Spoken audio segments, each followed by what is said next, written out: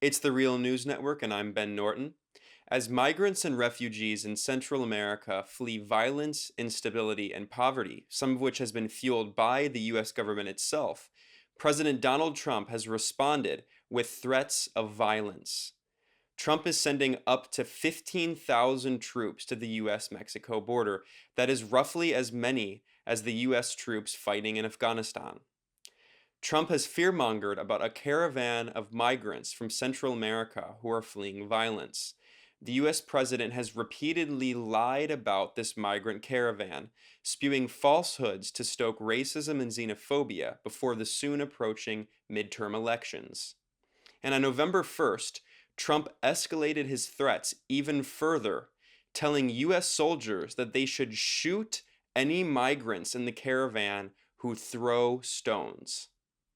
Anybody throwing stones, rocks, like they did to Mexico and the Mexican military, Mexican police, where they badly hurt police and soldiers of Mexico, we will consider that a firearm. They want to throw rocks at our military fights back.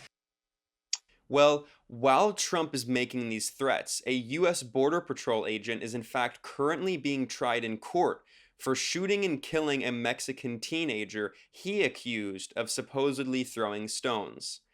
On October 10th, 2012, a U.S. Border Patrol agent named Lonnie Schwartz, who was on the Arizona side of the U.S.-Mexico border, fired 16 bullets at Mexican 16-year-old Jose Rodriguez, killing him. Rodriguez had been standing on the Mexican side of the border when he was shot. He was hit with 10 bullets from behind, facing away from the border. The U.S. Border Patrol officer, Schwartz, claimed the killing was justified because the teenager was supposedly throwing rocks, although eyewitnesses say this is false, that he actually wasn't throwing rocks. To explore this issue further, we are joined by Eduardo García. Eduardo is an activist and photojournalist born in Mexico City. He works with the Alliance for Global Justice and is a co-founder of the Militarization in the Americas Research Collective. Thanks for joining us, Eduardo. Thank you for having me. So let's begin just talking about Trump's threats here before we move to this particular case.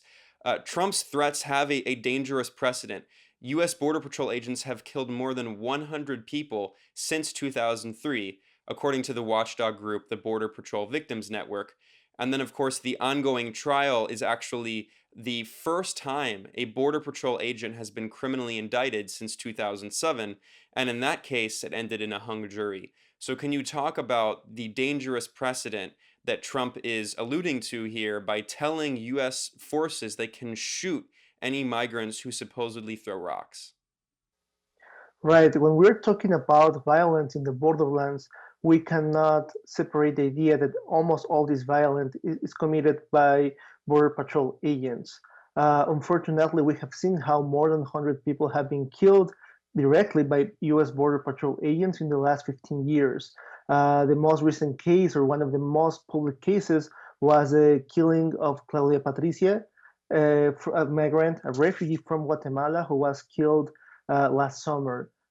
This was a 20-year-old Mayan indigenous person coming to the United States when she was shot by a US Border Patrol agent as well. So what we have seen is a pattern of impunity that has allowed Border Patrol officers to kill migrants and refugees or people of color, indigenous communities in the borderlands. So when we listen to Donald Trump saying that all these security agents coming to the border are allowed to kill, we are not only talking about the members of the migrant caravan who are going to be in danger, but we are going to see how the population in the borderlands are going to be in danger. So this is a threat that should be taken seriously, really should spark national attention and national outrage. We cannot stand more militarization of the borderlands. It's really important also to acknowledge that the US-Mexico border is one of the most militarized borderlands in the entire world. The discussion centered in the last few years around the construction of a border wall. However, we have seen how a border wall is almost unnecessary when you have all these agents in the borderlands, and when you have like all the equipment that is aimed to stop migrants and refugees. So the rhetoric that that Donald Trump is using, it's almost to support more violence in the borderlands. Yeah, and let's talk about how the media has helped stoke this. Specifically, let's look at corporate media networks. Recently on Fox News, in fact, Sean Hannity was asked, he was supporting Trump's policy of cracking down on this migrant caravan full of refugees and migrants fleeing violence, much of which has been fueled by the US government. We'll get to that in a moment. And Sean Hannity was asked, what do you want to do? Do you want to shoot them? Here's the clip. No, I mean, we really We're have to not going to figure let them in, out Geraldo. what Not the this American way. policy. We have a sovereignty and border issue here.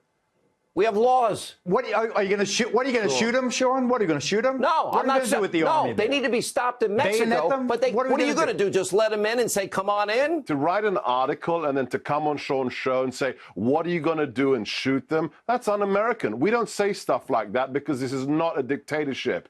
You cannot make statements. When you invoke the military, what does the military do? It's a stunt. Okay? You it's a cannot stunt vouch that for every 7,000 president, people. Democrat and Sarah Republican, Carter have resorted to if the we same don't stunt. stop them.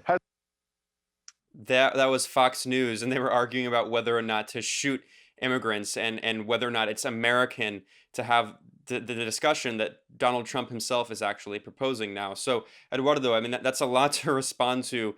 What is your take on that? Specifically, they say, oh, well, it's un-American to even suggest that the U.S. government would consider such a thing. But as you just pointed out, Border Patrol agents have killed more than 100 people in the past 15 years. This is actually a very American phenomenon that's been going on for many years. Yeah, I think that a really good something I would like to say to start responding to this question is that the United States is a country that was built on slavery, that was built on genocide, that has been built on the exploitation of people of color, black folks, indigenous people. So historically, the most American thing to do is to kill people, is to kill people who's trying to save their lives. And with this in mind, I would like to say that all these people coming from Honduras, all these people coming from Central America to the United States is not because they want to live the American dream. People know that there is no dream in the United States, but there are lots of nightmares, but also there is lots of resistance. People coming in this refugee caravan are coming from one of the most dangerous places in the entire world. Almost all the members of these caravans are from Honduras. However, we can find also people from Guatemala, El Salvador, among other countries. But what's really important to talk about Honduras is the United States has been really involved in creating the conditions that are forcing all these people to leave. We cannot forget that just in 2009, there was a US-backed coup in Honduras that basically destroyed the democracy that was built in the country for so many years. And we cannot forget that last year, just in the elections last year, the United States support an imposed regime. They support the Juan Orlando Hernandez regime.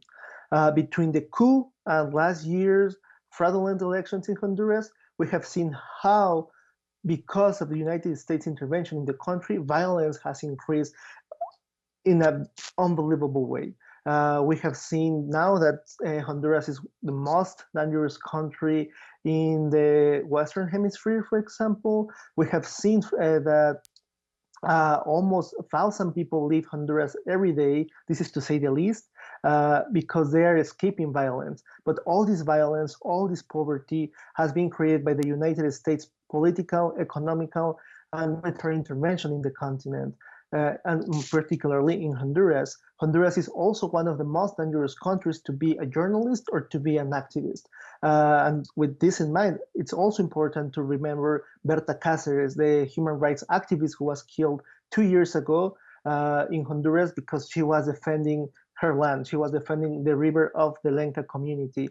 And something that we have to be really clear about it is that the people who killed Berta Cáceres were trained by the United States government.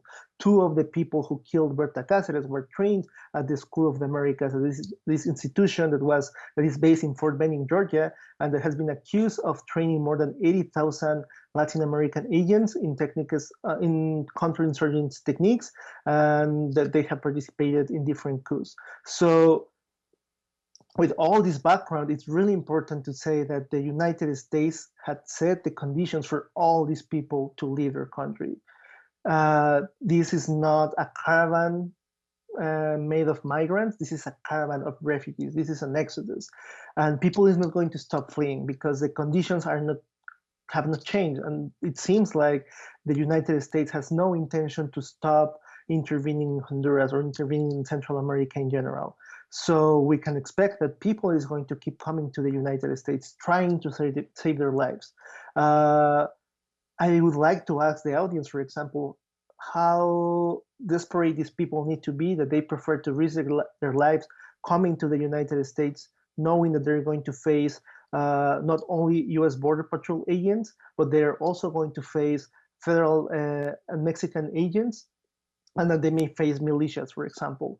So we're talking that this is a really this is a crisis situation. This is a refugee crisis, and also something that is really important to say that one of the people I mentioned previously is that actually Mexico has been doing the work of the United States. Mexico has been trying to stop migrants and refugees coming to the United States, and we have seen how violence against migrants and refugees in Mexico has increased since the United States and Mexico signed the Merida Initiative back in 2007, and after Mexico agreed with the United States in work with the Southern Border Plan. Basically, what we have seen in Mexico is an increase on human rights abuses against migrants and refugees, but also we have seen the criminalization of the people who are trying to defend them. So people coming, at the end of the day, people coming to the United States are on the right to ask for asylum. People coming to the United States, people crossing Mexico, are not willing to take things for granted, but they think that coming to this country is the only way they have to survive. Yeah, that's a crucial point. We saw under the Obama administration in 2009, backed a military coup against Manuel Zelaya, the Democratic elected president of Honduras. And then, as you mentioned, last year, the Trump administration supported the Honduran regime as it stole another election. And there's also an important legacy. Many of the other immigrants and refugees are from Guatemala, where the U.S. backed a murderous right-wing military dictatorship during the Civil War that committed genocide. So these are really important historical contexts that we really have to keep in mind. But before we conclude really quickly here, Eduardo, I'm wondering if we can just bring it back. In the last minute, can you talk about this case with Lonnie Schwartz, the U.S. Border Patrol agent who killed 16-year-old Jose Rodriguez on the Mexican side of the border? This is the second trial now. The first one was in April, and the U.S. Border Patrol agent was acquitted. What do you think we'll see in this upcoming case, and are you hopeful for justice? We're really hopeful for justice. So as you mentioned, Lonnie Schwartz killed Jose Antonio on October 10 in 2012. And unfortunately, a jury acquitted Schwartz of second-degree murder. And now we're fighting for Lonnie Schwartz to be accused of voluntary and involuntary manslaughter charges. So we're really expecting this to have justice at this moment, and providing justice for Jose Antonio to his family is to provide justice to all the families who have been affected by Border Patrol violence, to all the communities that have been affected by Border Patrol violence. And we really expect the prosecution to do a better job so they are able to deliver justice to the family. And we also believe that if this trial is successful and this could set an accountability history so we can avoid more abuses, more human rights abuses by Border Patrol agents. As we have mentioned before, as we have talked in the past, we have seen that in the last 15 years, the Border Patrol agents have enjoyed for impunity, total corruption. It's really important to acknowledge that meanwhile the U.S. government and U.S. Border Patrol agents are criminalizing migrants or refugees, at the same time, Border Patrol agents are the ones that are killing people. But also we cannot forget like all these scandals like this US Border Patrol agent in Texas who was accused to be a serial killer. So in this case, I think it's really important to acknowledge, it's really important to call to attention that this is not about the sovereignty of the country. This is about human rights, and this is about United States responsibility in all this violence. All right, well, we'll have to end our discussion there. I was joined by Eduardo García, who is an activist and photojournalist. He works with the Alliance for Global Justice and is a co-founder of the Militarization in the Americas Research Collective. Thanks a lot, Eduardo. Thank you so much. Reporting for the Real News Network, I'm Ben Norton.